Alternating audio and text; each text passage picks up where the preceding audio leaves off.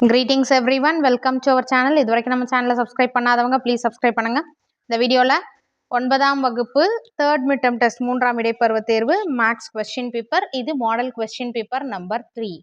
So already 2 question paper model question paper upload பண்ணியிருக்கோம். அதை வந்து ஜஸ்ட் ரிவிஷனுக்கு யூஸ் பண்ணிக்கோங்க. என்ன மேம் இவ்வளோ சீக்கிரம் அப்லோட் பண்ணிட்டீங்கன்னு கேட்காதீங்க.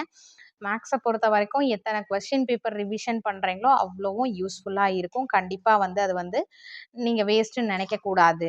மேக்ஸ் எந்த அளவுக்கு ப்ராக்டிஸ் டெய்லி ஒர்க் அவுட் பண்ணுங்க.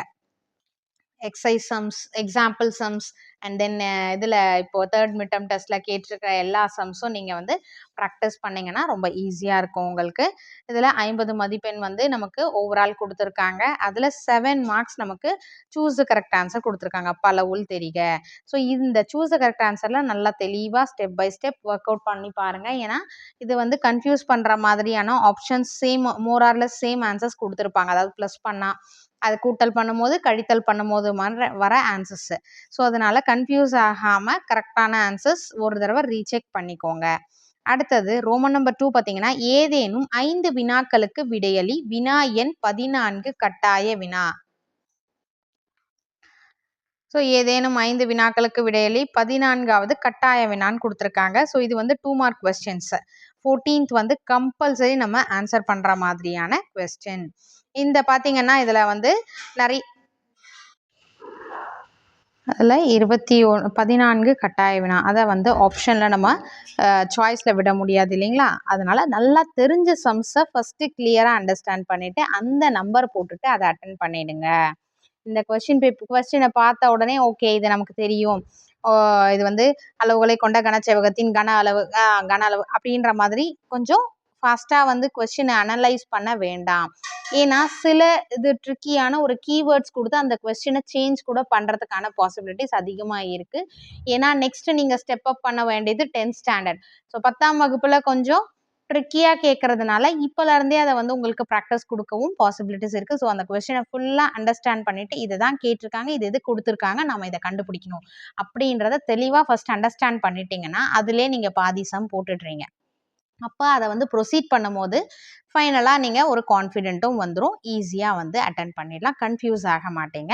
அதனால் கொஸ்டினை நல்லா தெளிவாக படிச்சுட்டு இது கொடுத்துருக்காங்க, இதை கண்டுபிடிக்கணும் அப்படின்ற மாதிரி தெளிவாயிடுங்க. அடுத்தது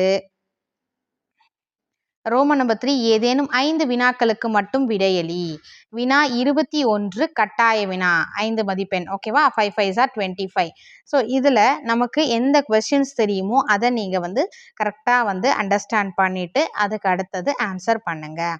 நமக்கு வந்து இருக்கிற சாப்டர்ஸ் கம்மி தான். இப்போ இருக்கக்கூடிய அந்த சாப்டர்ஸ் வந்து நம்ம ஆனுவல் எக்ஸாம் இருக்கு இல்லையா, முழு ஆண்டு தேர்வு, அதுக்கானதுன்ற மாதிரி நினச்சி இப்போவே நல்லா தரோவாக படிச்சிருங்க. ஏன்னா இது முடித்த உடனே உங்களுக்கு 1 month டியூரேஷன்லேயே வந்து அடுத்தது ஆனுவல் எக்ஸாம் வந்துடும். இப்போ நீங்கள் இந்த போர்ஷன்ஸை நல்லா தெளிவாக ஸ்ட்ராங்காக படிச்சிட்டீங்க அப்படின்னீங்கன்னா அதுக்கடுத்து குவார்டர்லி ஹாஃப் இயர்லி போர்ஷன்ஸை மட்டும் நம்ம படிக்க வேண்டிய டைம் வந்து அதுக்கு கரெக்டாக இருக்கும். அதனால் இதை ஆனுவல் எக்ஸாமுக்கு படிக்கிறோன்னு நினச்சி படிச்சிடுங்க. சில ஸ்கூல்ஸில் வந்து தேர்ட் மிட்டம் டெஸ்ட் இல்லைன்னு சொல்கிறீங்க ஆனுவல் எக்ஸாமுக்கு. ஸோ இப்போலேருந்தே நீங்கள் வந்து ஸ்டார்ட் பண்ணிட்டீங்கன்னா ரொம்ப ஈஸியாக இருக்கும். இதில் வந்து கட்டாய வினா வந்து 21. அதுக்கடுத்தது ரோமன் நம்பர் 4, ஏதேனும் ஒன்றனுக்கு மட்டும் விடையளி. அதாவது ஒரு கொஸ்டினுக்கு மட்டும் இன்டர்னல் சாய்ஸ் இது அல்லது அதுன்ற மாதிரி கொடுத்துருப்பாங்க. 8 மதிப்பெண் கொடுத்துருப்பாங்க. 20 செகண்டில் கொடுத்துருக்காங்க இல்லைங்களா? ஸோ இது ரெண்டுத்தில் ஏதாச்சும் ஒன்று நீங்கள் ஆன்சர் பண்ணுற மாதிரி இருக்கும். அதனால் நீங்கள் எந்த கொஸ்டின் வந்து இதில் வந்து போட்டோன்னா நமக்கு ஒரு மார்க் கூட வந்து மிஸ் ஆகாது. 8 மார்க்ஸில் அதாவது எல்லா ஸ்டெப்ஸும் கரெக்டாக இருக்கும்ன்ற கான்ஃபிடென்ட் லெவல் இருக்கும். அந்த கொஸ்டினை நீங்கள் அட்டன் பண்ணுங்கள். இப்போலேருந்தே நல்லா ஃபுல்லாக கம்ப்ளீட் பண்ணுற மாதிரி பார்த்துக்கோங்க. டெய்லி மேக்ஸை வந்து ஒரு 1 hour படிக்கிற மாதிரி வச்சுக்கோங்க. ஸ்கிப் பண்ணாதீங்க மேக்ஸ் இல்லாமல்.